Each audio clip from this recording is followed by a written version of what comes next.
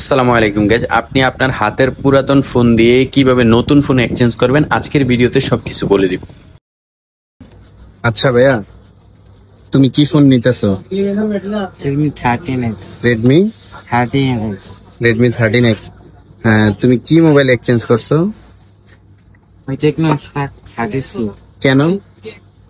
এটা সবকিছুই ঠিক আছে, গেমিং পারফরমেন্স তো ভালো না। গেমিং পারফরমেন্স তো ভালো না রেডমি স্পার্ক 30C তে। এখন এই ফোনটা দেখি।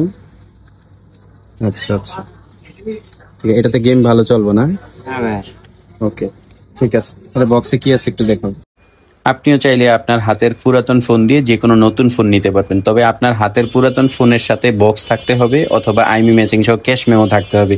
আমাদের কাছ থেকে যে কোনো ফোন নিতে হলে স্ক্রিনে দেওয়া নাম্বারে যোগাযোগ করতে পারেন। আর আমাদের ভিডিওগুলো ভালো লাগলে অবশ্যই লাইক, কমেন্ট, সাবস্ক্রাইব করে পাশে থাকবেন।